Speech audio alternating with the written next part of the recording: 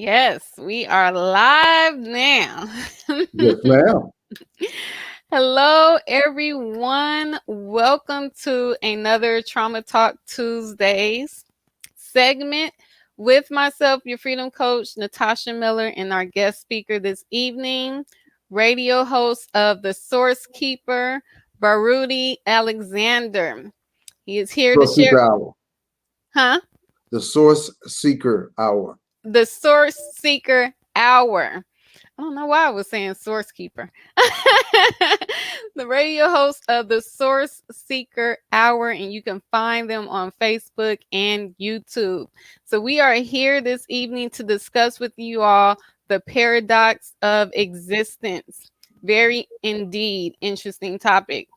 I know that you have your own perspective on the angle that you want to take this conversation in, but I just want to open up with some thoughts that immediately came to my mind when you submitted this topic.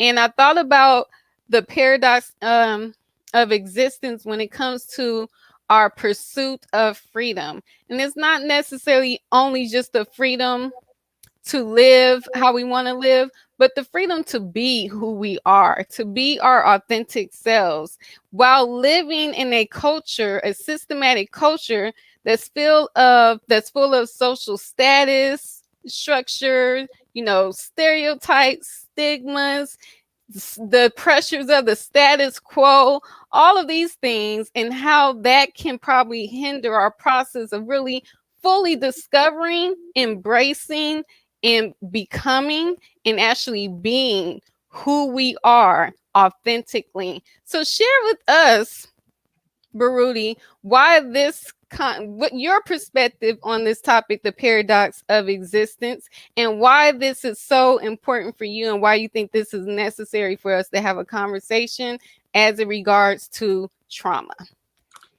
First, I would like to say thank you, and thank you to everybody for seeing us right now. And I first want to talk about, you said free to be who we already are. Well, we are born as a tabarosa. In education, that's a blank slate. And so we have different factors coming in to decide who we are. Now, we have genetics from our family, but we also have the environment. And that environment has a big effect on who we are and who we become. So I wanted to talk about that. Paradox. What does paradox mean? It has a lot of different meanings, but the meaning that I bring to the table is it combines several contradictory qualities. And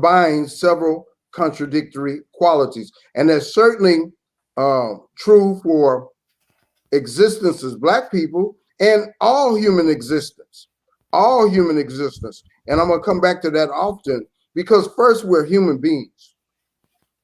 And before we're Black, before we're white, before we're Spanish, before we're anything, we are all human beings. And as far as I know, and as far as scientists say, we have the same mechanisms within our body. We have the same things, but we have a different hue that gives a different representation to different people and different perspectives. So I'd like to concentrate, and if you would like to, please cut in anytime you would like to. And I wanted to talk about image, identity, and definition, interpretation and reality, and then being broken down and having to recover, and then how we look at things in lightness and darkness. So these are the points I would like to cover with the paradox of existence. And we all go through this paradox. We all have, many times we have to have two different faces to survive in the world.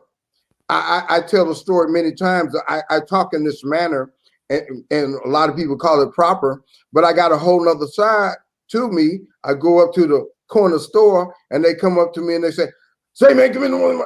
And I say, I'll tell you, say, man.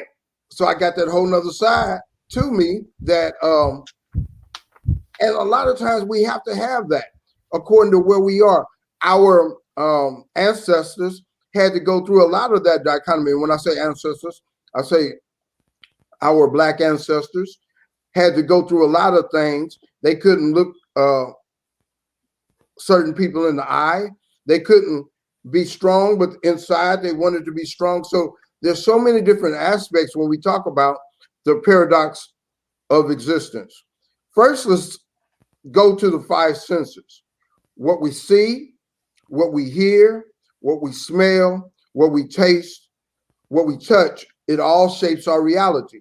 That's true for all human beings. I'm a special education teacher, and I marvel. I have children that are autistic. I have children that are, I encounter children who are blind, hard of hearing, and most of my students have some type of disability. But I marvel at how their human quality comes out, their emotions, their feelings, and all of those particular things that we all have. Maybe they have it in lesser degree, but I do see other qualities coming up stronger to compensate. So it's fascinating when we talk about our existence as human beings. Scientists a lot of times say that we only get to about 10%. Can you imagine? 10%, that's all we are able to get to, unless there's some occasion that makes us draw upon more. So these are some of the things I would like to cover.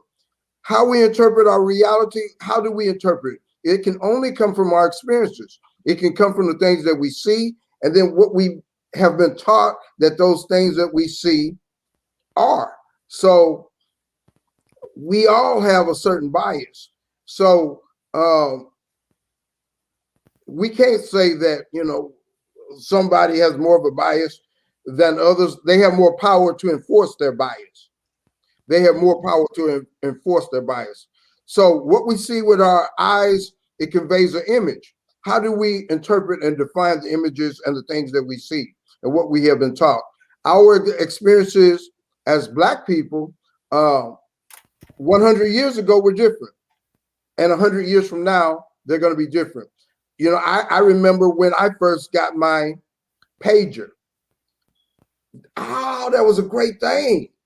One of the greatest things that I thought I'm on top of the world now, and just how out of date that pager was or is today. And so life is always changing. Life is always changing, and how we adjust to things has to change also. And all of these things go into causing our spirit to be up or down as far as how we relate to the things that are going on around us, our experiences. Our first identity is as warm-blooded human beings with a conscious and an awareness of our own existence.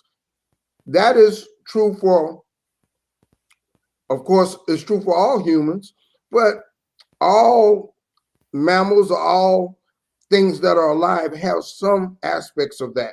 It's the glow that comes from God in many aspects. We all know different people see different things at different events. 3 people can see a car wreck and have totally different opinions as to what happened.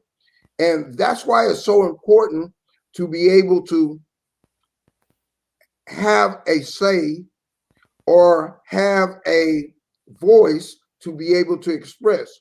One thing that we have gone through and it causes our trauma is somebody else tells our story.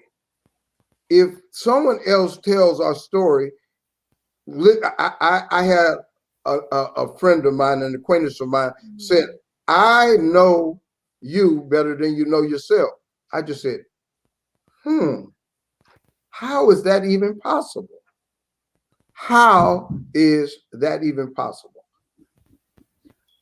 It can't be possible in any context if you're true to yourself. And that's the first part of being able to understand your own trauma, what you've gone through, your integrity with yourself.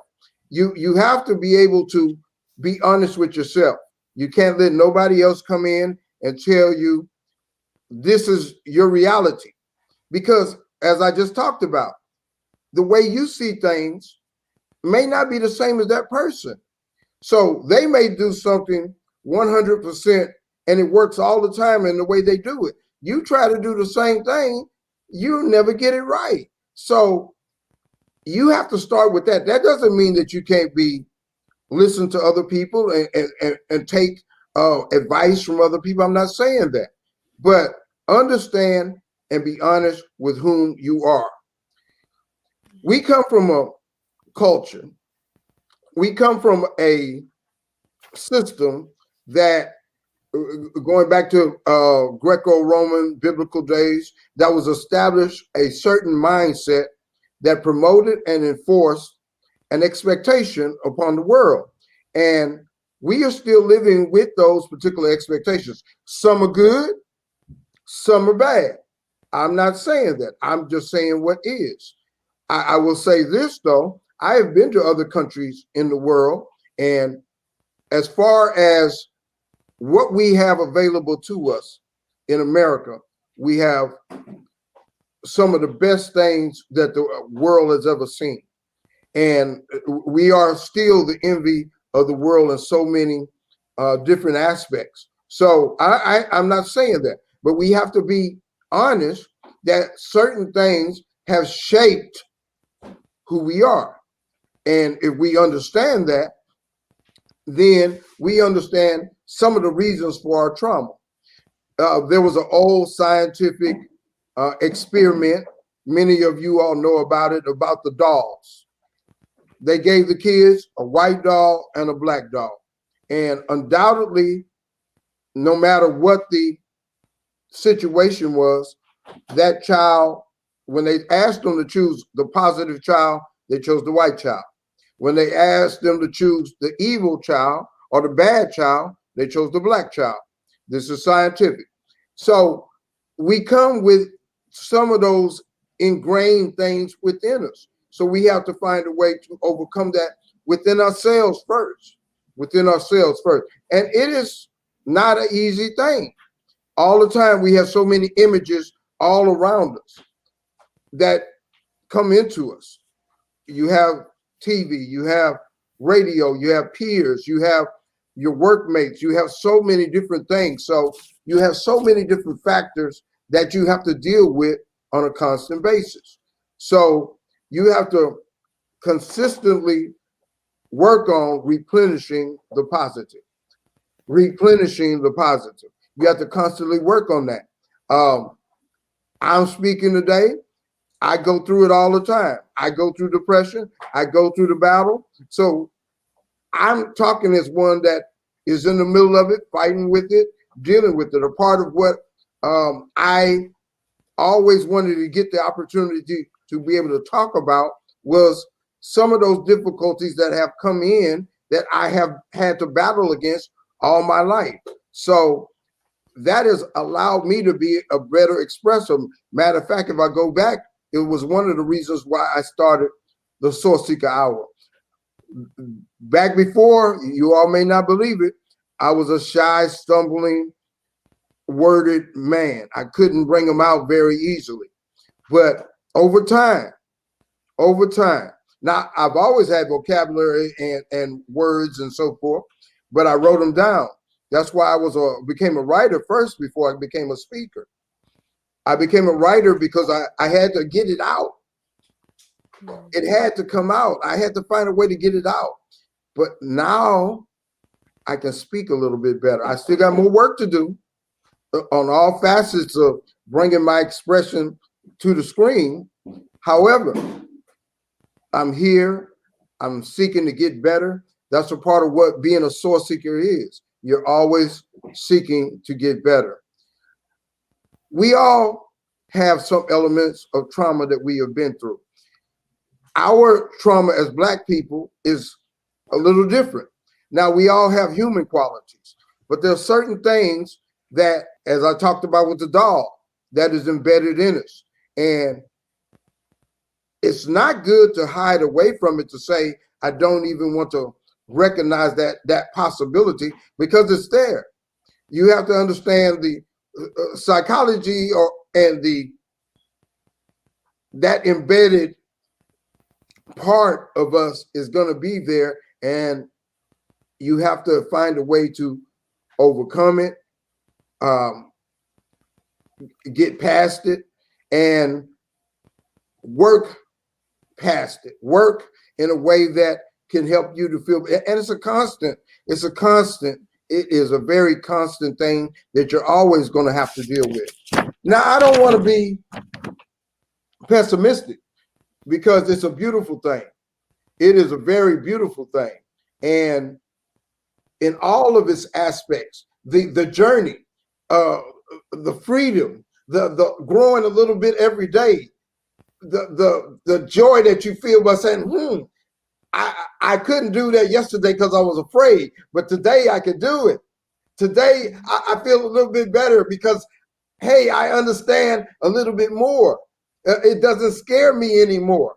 So I'm giving you joy. I'm talking to you from a joy aspect of the journey. The journey of growing up into a better you is a joyful journey.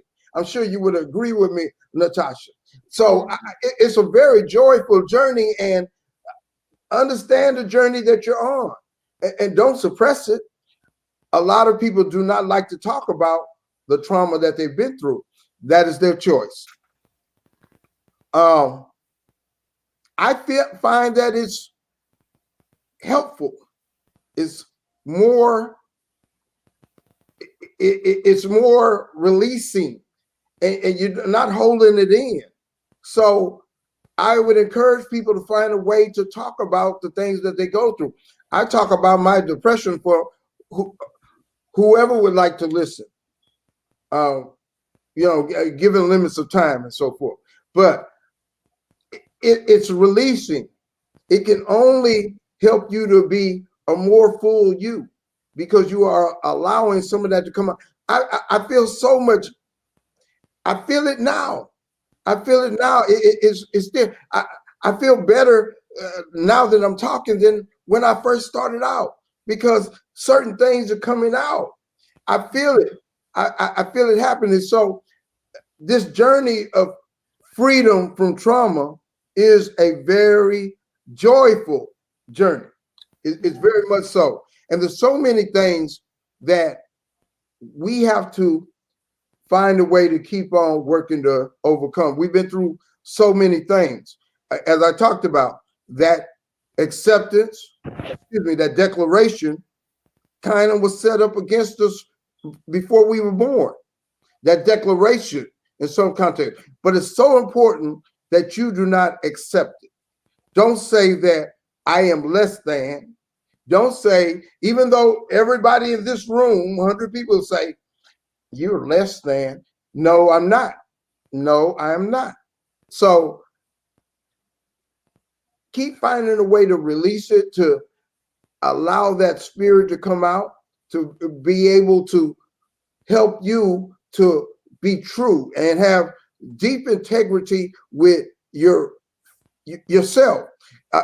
You talked about free to be who you are, free to be who you are. That is very important. And going back to that, I wrote in my first book,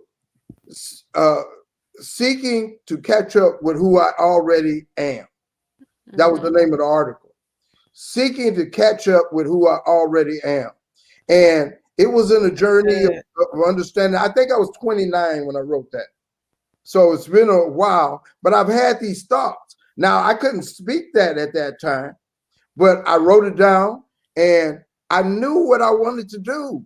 I wanted to seek a way to become who I already knew I was. Right. I already knew, and I know who I can be. If you know the story of Lamacha, the story of the man from Lamacha, he said, I know who I am and who I can be if I try. So it's a powerful thing, the freedom from trauma, the freedom from depression, the constant being able to release that which is not allowing your light to shine. There's something that's holding that light back.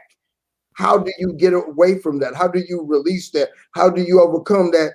That's holding that spirit, that light that you need to. The Bible says, "Let your light shine from a lampstand." How can we do that? That's what I want to talk about. So this is my presentation of freedom from trauma.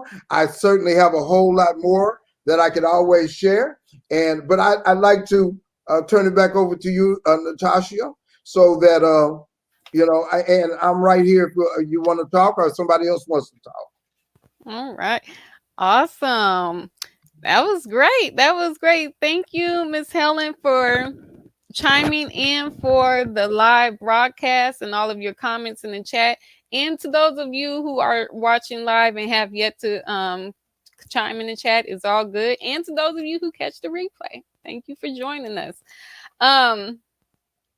I must tell you that I really don't have much to add to this. Excellent presentation. I absolutely love the perspective that you brought from the educational perspective, and it's very good for us to hear people give their perspective on trauma from different schools of thought. And so it was very good to even hear that. So I'm just gonna kind of go over some highlights and then we'll get ready to close it on out. I love it how you said the paradox of existence is all about the contradicting elements that is shaping the reality of who you are. And then how our five senses shape our reality. And we interpret our reality from our experiences. So it's important for us to even be aware of our traumatic experiences, how it has affected us, to be able to reshape our reality in a more positive fashion, to where now our light is shining bright because we made a commitment to release the residue of our traumas. And that's what you said, release that which is dimming your light. And don't look at this journey of freedom from trauma as a burden. It is a form of joy. The journey of growing is joyful because you're discovering more of who you are. I mean, you're becoming more of who you are. You're catching up with who you already are. Yes, with ma'am. this process. And then you're solidifying and fortifying a self-integrity. I love that, because how can we be honest in our relationships with one another if we're not truly honest with ourselves, with the good, the bad, the ugly, the dare not tell anyone else type of stuff?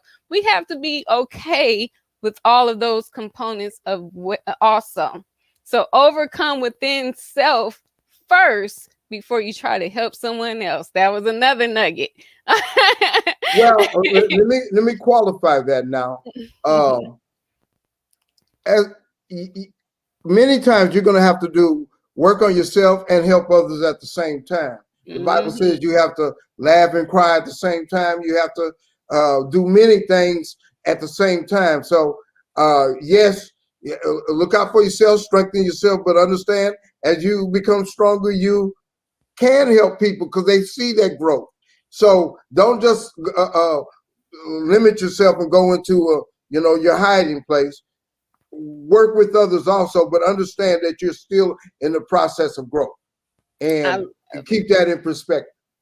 I love it. So harmonize all of your growing elements, because how we interact with others is part of our growth. So we want to harmonize everything and know that we're doing this simultaneously. We're growing and changing within ourselves, and then we're growing and changing collectively as a community as we help one another. And it's a good thing to do it simultaneously. Don't just isolate yourself. And if you're growing without even trying, many times you are touching other people, and they see that something that you are saying in a positive way or in a critical way, because you're growing, you're in that releasing and that integrity part of yourself, it automatically carries over to others. I know if I'm better, my daughter's going to be better. Right, right, right. You Mm-hmm. know, if I'm better, I can help my son better. So yes, you try to do those things at the same time and do the best you can, but understand that you're still in the process of growth, and you always will be. If you're seeking, you're growing. It's a continuum. Yes, This is ma'am. a lifestyle, Yes, basically. ma'am. It's a lifestyle. As long as you're living, breathing, you're here. Yes, yes, indeed. This is what we do. Yes. Yes, I absolutely love it. Thank you so much, Baruti. Please share with Blessings. everyone where they could Blessings. find you, Thank you. your Facebook, share all your information where people can connect and follow you. I'm Baruti Carl Alexander, the Source Seeker. Source Seeker, I seek to do better every day. There's a lot of definition to it, but just take that one for now.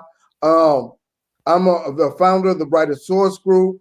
We work with mental health. We do a lot of things in that area. I am the founder and one of the hosts of the Source Seeker Hour, as we mentioned earlier, and I've been a teacher for 30 years, special ed. So I do know a little bit about that. And I've written 8 books. And look me up anytime you want to talk, argue, talk about things, talk about life. I'm available. And blessings to everybody. Yes, indeed. And y'all heard him. He said, anytime you want to talk, argue, I'm available. Baruti is a great Anybody debater, okay?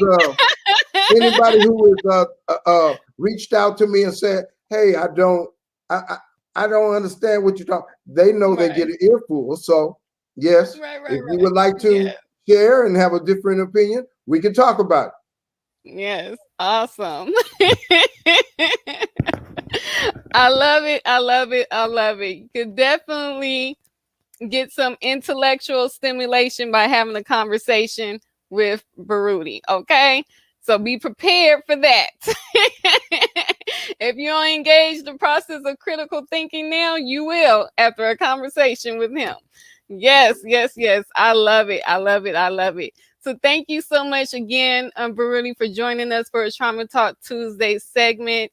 This is very enriched. I encourage you all to catch the replay and just to get some more of those nuggets. And that's all for now, you all. So we are Blessings, signing off. blessings. Bye bye. Until next time, peace and freedom, you all. Bye Peace and bye. power. Bye bye.